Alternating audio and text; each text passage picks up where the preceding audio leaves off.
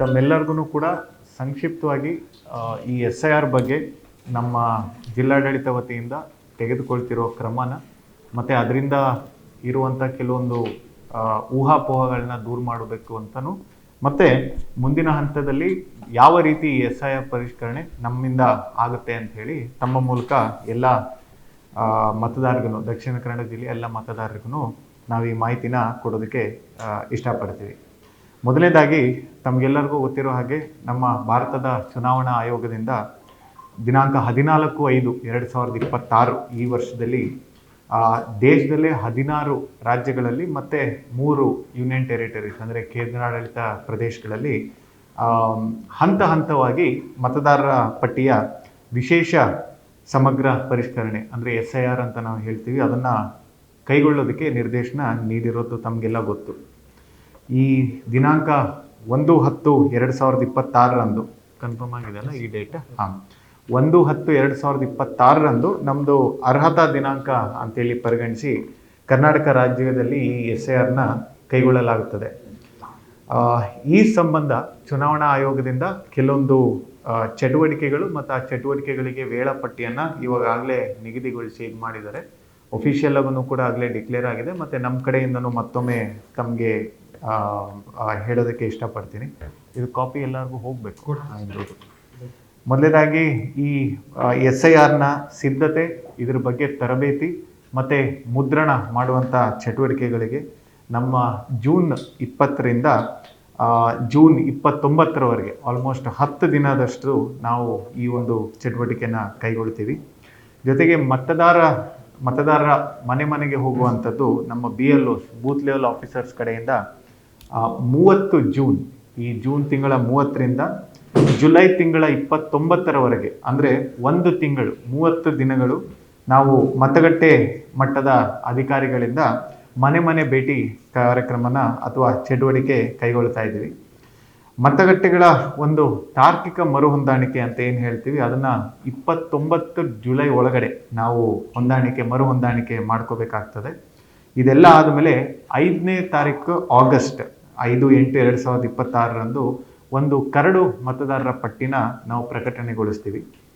ಈ ಕರಡು ಮತದಾರ ಪಟ್ಟಿ ಪ್ರಕಟಣೆಗೊಳಿಸಿದ ದಿನದಿಂದ 30 ದಿನ ಅಂದರೆ 1 ತಿಂಗಳು ಹಕ್ಕು ಮತ್ತು ಆಕ್ಷೇಪಣೆಗಳನ್ನು ಸಲ್ಲಿಸುವಂಥ ಅವಧಿ. ಈ ಹಕ್ಕು ಮತ್ತು ಆಕ್ಷೇಪಣೆಗಳನ್ನು ನಮ್ಮ EROs ಅಥವಾ ARO ಆಫೀಸಲ್ಲಿ ಸಲ್ಲಿಸೋದಕ್ಕೆ ಅವಕಾಶ ಮತದಾರರಿಗಿರುತ್ತದೆ. ನೋಟಿಸ್ ಅಂತ ಇದೆಲ್ಲ ಆದಮೇಲೆ ಅಂದರೆ 4/9/2026 ನಂತರ ಯಾರ್ಯಾರದ ಹಕ್ಕು ಮತ್ತು ಆಕ್ಷೇಪಣೆಗಳು ಬಂದಿದೆ ಮತ್ತು ಯಾರ್ದು ಬಂದಿಲ್ಲ ಇದನ್ನೆಲ್ಲದನ್ನು ನಾವು ನೋಡಿ ನೋಟಿಸ್ ಮತ್ತು ಹಕ್ಕು ಮತ್ತು ಆಕ್ಷೇಪಣೆಗಳ ವಿಲೇವಾರಿ ಇದು 5/8/2026ರಿಂದ 3/10/2026 ಅಂದರೆ ಆಲ್ಮೋಸ್ಟ್ 2 ತಿಂಗಳಷ್ಟು ನಮಗೆ ಅವಕಾಶ ಇರುವಂಥದ್ದು. ಇದೆಲ್ಲ ನಡೆದ ನಂತರ ಅಕ್ಟೋಬರ್ 7ರಂದು ನಮ್ಮ ಅಂತಿಮ ಮತದಾರರ ಪಟ್ಟಿಯ ಪ್ರಕಟಣೆ ನಮ್ಮ ವತಿಯಿಂದ ಆಗ್ತದೆ. ಇಷ್ಟೆಲ್ಲ ನಾವು ಇದು ಮಾಡಬೇಕಾದ್ರೆ ಮುಖ್ಯವಾಗಿ ಜಿಲ್ಲಾ ಚುನಾವಣಾಧಿಕಾರಿಯಾಗಿ ನಾನು ಹಾಗೂ ಹೆಚ್ಚುವರಿ ಜಿಲ್ಲಾ ಚುನಾವಣಾಧಿಕಾರಿಯಾಗಿ ADC ಅವರು, ಜೊತೆಗೆ ಜಿಲ್ಲೆಯ 8 ವಿಧಾನಸಭೆಯ ಎಲ್ಲ EROs ಮತ್ತು ಎಲ್ಲ 10 ಸಹಾಯಕ ಮತದಾರರ ನೋಂದಣಾಧಿಕಾರಿ AROs ಅಂತ ಏನು ಹೇಳ್ತೀವಿ, ಜೊತೆಗೆ ನಮ್ಮಲ್ಲಿ ಇವತ್ತಿಗೆ 206 ಮತಗಟ್ಟೆ ಮಟ್ಟದ ಅಧಿಕಾರಿಗಳ ಮೇಲ್ವಿಚಾರಕರು ಅಂದರೆ BLO ಸೂಪರ್ವೈಸರ್ಸ್ ಅಂತ ನಾವಾಗಲೇ ನಿಗದಿ ಮಾಡಿದ್ದೀವಿ.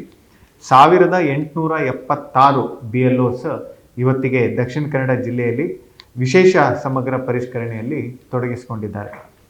ಜೊತೆಗೆ ಇವತ್ತಿನ ಮಟ್ಟಿಗೆ ಅಂದರೆ 4/6/2026 ಮಟ್ಟಿಗೆ ನಮ್ಮ ಜಿಲ್ಲೆಯಲ್ಲಿ ಒಟ್ಟು 18,05,189 ಮತದಾರರು ಇವತ್ತಿಗೆ ಇದ್ದಾರೆ. ದಿನಾಂಕ 16/6/2026 ತನಕ ಎಲ್ಲ ಮತದಾರ ಒಂದು ವಿಶೇಷ ಪರಿಷ್ಕರಣೆಗೆ ಒಳಪಡುತ್ತಾರೆ ಇದೆಲ್ಲದನ್ನು ಕೂಡ.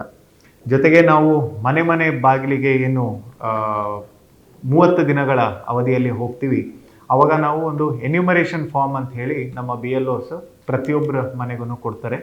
ಆ ಎನ್ಯುಮರೇಷನ್ ಫಾರ್ಮ್ಸ್ ಬೇಸಿಕಲಿ 2 ಕಾಪಿ ಇರುತ್ತೆ. ಆ ಎನ್ಯುಮರೇಷನ್ ಫಾರ್ಮಲ್ಲಿ ಏನೇನಿರುತ್ತೆ ಅಂತ ಒಂದು ಕಾಪಿ ಕೂಡ ತಮಗೆ ಕೊಡ್ತೀವಿ. ಅದರಲ್ಲಿ ಅವರ ಹೆಸರು, ಹಿಂದಿನ ಮತದಾರರ ಪಟ್ಟಿಯಲ್ಲಿ ಬಂದಿರುವಂಥ ಇದು, ಅವರ ಗುರುತಿನ ಸಂಖ್ಯೆ, ಯಾವ ಅಸೆಂಬ್ಲಿ, ಯಾವ ಪೋಲಿಂಗ್ ಸ್ಟೇಷನ್ನ ಜೊತೆಗೆ ಒಂದು QR ಕೋಡ್ ಜನರೇಷನ್ ಕೂಡ ಆಗುವಂಥದ್ದು ಇದು. ಆ QR ಕೋಡನ್ನು ನಾವು ಮಾಡಿದ್ರೆ ಎಲ್ಲ ಒಂದು ಪಟ್ಟಿ ಬರುವಂಥ ಒಂದು ಆನ್ಲೈನ್ ಈ ಸಿಸ್ಟಮ್ನ ಮಾಡೋದಕ್ಕೆ ಒಂದು ಪ್ರಯತ್ನ ಇರುವಂಥದ್ದು.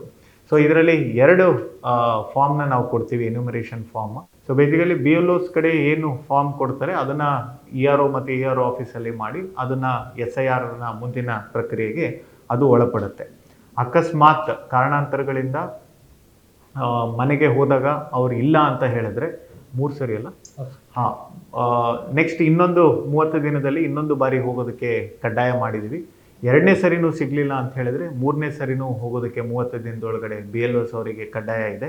3 ಸರಿ ಏನು ಸಿಗಲಿಲ್ಲ ಅಂತ ಹೇಳಿದ್ರೆ ಅದನ್ನು ಆ್ಯಸ್ ಯೂಶುವಲ್ ನಾವು ಪೇಸ್ಟ್ ಮಾಡೋದು ಅಥವಾ ಇದನ್ನು ಮಾಡಿ ಬರುವಂಥ ಒಂದು ಮುಂದಿನ ಪ್ರಕ್ರಿಯೆನ ನಾವು ಕೊಳ್ತೀವಿ. ಒಟ್ಟಿನಲ್ಲಿ ನಮಗೆ ಇವಾಗಿರೋ ಅಡ್ರೆಸ್ಸಲ್ಲಿ ಏನಿರುತ್ತೆ ಅದನ್ನು ನಮ್ಮ BLO ಮುಖಾಂತರ ನಮ್ಮ ಎನ್ಯುಮರೇಷನ್ ಫಾರ್ಮ್ನ ನಾವು ಜನರಿಗೆ ತಲುಪಿಸಲೇಬೇಕಾಗ್ತದೆ. ಇಷ್ಟು ಜೊತೆಗೆ ಪ್ರತಿ ಒಂದು ಮತಗಟ್ಟೆಯಲ್ಲೂ ಕೂಡ ವೋಟರ್ ಫೆಸಿಲಿಟೇಷನ್ ಸೆಂಟರ್ ಅಂತ ನಾವು ಈಗಾಗಲೇ ಸ್ಥಾಪಿಸಿದ್ದೀವಿ. ಅದನ್ನು ಕೂಡ ಆ್ಯಕ್ಟಿವ್ ಆಗಿ ಕೆಲಸ ಆಗ್ತಾ ಇದೆ.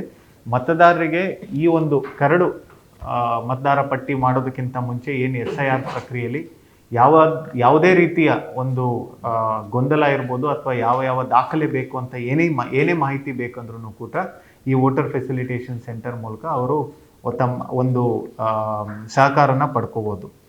ಇವತ್ತಿಗೆ ಜಸ್ಟ್ ತಮ್ಮ ಮಾಹಿತಿಗೆ 18,05,189 ವೋಟರ್ಸ್ ಲಿಸ್ಟ್ ನಮ್ಮಲ್ಲಿ ಏನಿದೆ ಅದರಲ್ಲಿ SIR ಪ್ರಕಾರ ನಾವು ಮ್ಯಾಪ್ ಮಾಡಿರೋದು ಇವತ್ತಿನ ಮಟ್ಟಿಗೆ 15,98,723.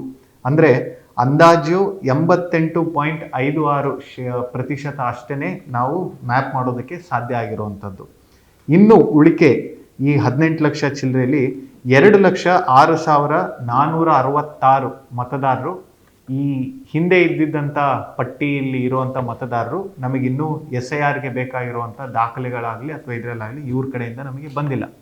ಸೊ ನಾನು ತಮ್ಮ ಮೂಲಕ ಎಲ್ಲರಿಗೂ ಕೋರ್ಕೊಳ್ಳೋದೇನಂತ ಹೇಳಿದ್ರೆ, ಯಾರ್ಯಾರು ಎಲಿಜಿಬಲ್ ಇದಿರಿ ವೋಟರ್ಸ್ ಈ 2,06,466 ಜನರಲ್ಲಿ ತಾವೆಲ್ಲರನ್ನು ದಯವಿಟ್ಟು BLOsನ ಅಥವಾ ಯಾವುದೇ ಒಂದು ನಮ್ಮ ಸರ್ಕಾರಿ ಕಚೇರಿಗೆ ಹೋಗಿ ದಾಖಲೆಗಳನ್ನು ಕೊಟ್ಟರೆ ನಮಗೆ ಮುಂದಿನ ಒಂದು ಪರಿಷ್ಕರಣೆ ಕೆಲಸಕ್ಕೆ ಭಾಳ ಸಹಾಯ ಆಗುತ್ತೆ ಅಂತ ನಾನು ಹೇಳೋದಕ್ಕೆ ಇಷ್ಟಪಡ್ತೀನಿ. ಜೊತೆಗೆ ಇದು ಮುಂದಿನ ಒಂದು ದಿನಗಳಲ್ಲಿ ಕೆಲವೊಂದು ID ಬಗ್ಗೆ ಕೂಡ ಭಾಳಷ್ಟು ಒಂದು ವಿಚಾರಗಳು ಬರ್ತಿತ್ತು ಮತ್ತು ಪ್ರಶ್ನೆಗಳೂ ಕೂಡ. ನಮ್ಮ ಇದ್ರ ಮಟ್ಟಿಗೆ 11 ಮುಖ್ಯವಾದಂಥ IDಗಳನ್ನ ನಾವು ನಾರ್ಮಲಿ ನೋಡ್ತೀವಿ.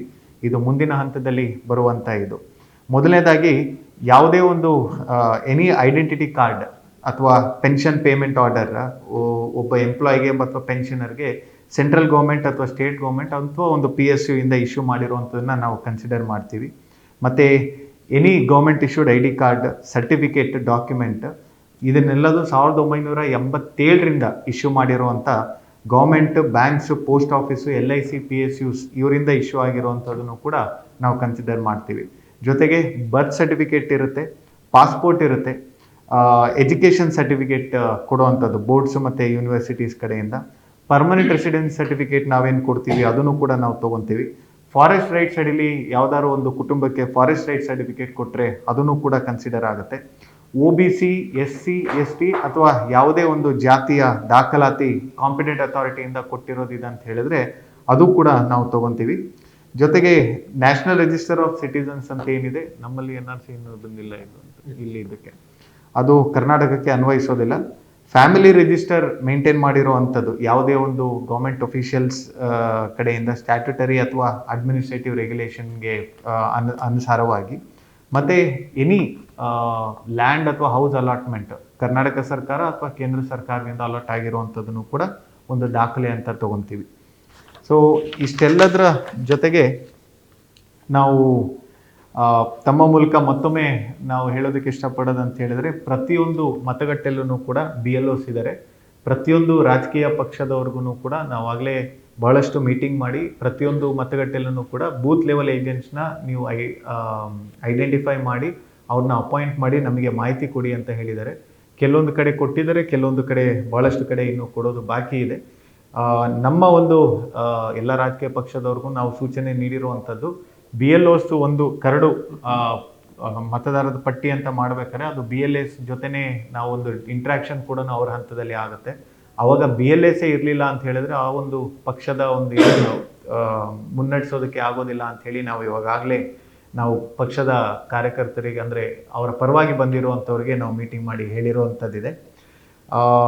ಇದರ ಮುಖ್ಯ ಉದ್ದೇಶ ನಮಗೆ ಮತ್ತೊಮ್ಮೆ ನಾನು ಎಲ್ಲರಿಗೂ ಹೇಳೋದಕ್ಕೆ ಇಷ್ಟಪಡುವಂಥದ್ದು, ಯಾವೊಬ್ಬ ಅರ್ಹ ಮತದಾರರು ಕೂಡ ಮತದಾರರ ಪಟ್ಟಿಯಿಂದ ಹೊರಗಡೆ ಉಳಿಬಾರದು. ಅದೇ ರೀತಿ ಯಾವೊಬ್ಬ ಅನರ್ಹ ಮತದಾರ ಕೂಡ ಈ ಮತದಾರರ ಪಟ್ಟಿಗೆ ಒಳಗಡೆ ಬರಬಾರ್ದು ಅನ್ನೋದೇ ಈ ಒಂದು SIRನ ಮುಖ್ಯ ಉದ್ದೇಶ. ನಾವು ಎಲ್ಲ ಸಾರ್ವಜನಿಕರಲ್ಲಿ ಕೋರ್ಕೊಳ್ಳೋದು ಇಷ್ಟೇ, ನಮ್ಮ ಮತಗಟ್ಟೆ ಅಧಿಕಾರಿಗಳು, ಬೂತ್ ಲೆವೆಲ್ ಆಫೀಸರ್ಸ್ ಯಾರ್ಯಾರು ತಮ್ಮ ಮನೆಗೆ ಬರ್ತಾರೆ ಅವರಿಗೆ ಸಂಪೂರ್ಣ ಸಹಕಾರ ನೀಡಿ, ಅವರಿಗೆ ಬೇಕಾಗಿರುವಂಥ ದಾಖಲೆಗಳನ್ನು ನೀಡಿ, ಮತ್ತು ತಮ್ಮ ಹೊಸದಾಗಿ ಇರುವಂಥ ಒಂದು ಛಾಯಾಚಿತ್ರಗಳನ್ನು ಕೂಡ ನೀಡಿ ನಮಗೆ ಬೇಕಾಗಿರುವಂಥ ಮಾಹಿತಿ ಮತ್ತು ಎನಿ ಚೇಂಜಸ್ ಅದರಲ್ಲಿ ತಮಗೆ ಬೇಕಾಗಿದೆ ಅಂದರೆ ಅದರ ಮಾಹಿತಿನೂ ಕೂಡ ನೀಡಿದರೆ ಈ ಒಂದು ವಿಶೇಷ ಸಮಗ್ರ ಪರಿಷ್ಕರಣೆ ಏನು ಮತದಾರ ಪಟ್ಟಿಯದು ನಮ್ಮಲ್ಲಿ ನಡೀತಾ ಇದೆ ಅದನ್ನು ದಕ್ಷಿಣ ಕನ್ನಡ ಜಿಲ್ಲೆಯಲ್ಲಿ ಮತ್ತು ದಕ್ಷಿಣ ಕನ್ನಡ ಜಿಲ್ಲೆಯ ಎಲ್ಲ ಮತದಾರರು ಕೂಡ ಒಳಿತಾಗುತ್ತೆ ಅಂತ ತಮ್ಮ ಮೂಲಕ ನಾನು ಹೇಳೋದಕ್ಕೆ ಇಷ್ಟಪಡ್ತೀನಿ. ನಮ್ಮ ಕಾರ್ಯಕ್ರಮಗಳನ್ನು ನೀವು ನೋಡ್ತಾ ಇದ್ರೆ ನಮ್ಮ ಚಾನೆಲ್ ಅನ್ನ ಸಬ್ಸ್ಕ್ರೈಬ್ ಮಾಡಿ, ಪಕ್ಕದ ಬೆಲ್ ಐಕನ್ ಒತ್ತಿ ನಮ್ಮನ್ನ ಬೆಂಬಲಿಸಿ. ಹಾಗೆ ನಮ್ಮ ಕಾರ್ಯಕ್ರಮಗಳನ್ನ ಲೈಕ್ ಮಾಡಿ, ಕಮೆಂಟ್ ಮಾಡಿ, ಅದನ್ನ ಬೇರೆಯವರಿಗೂ ವಾಟ್ಸ್ಆಪ್ ಮೂಲಕ ಶೇರ್ ಮಾಡಿ. ನೀವು ಹೀಗೆ ಮಾಡಿದಾಗ ನಮ್ಮ ಚಾನೆಲ್ ಇನ್ನಷ್ಟು ಮತ್ತಷ್ಟು ಜನರಿಗೆ ತಲುಪಲು ನೀವು ನಮ್ಮೊಂದಿಗೆ ಸಹಕರಿಸಿದ ಹಾಗಾಗುತ್ತೆ.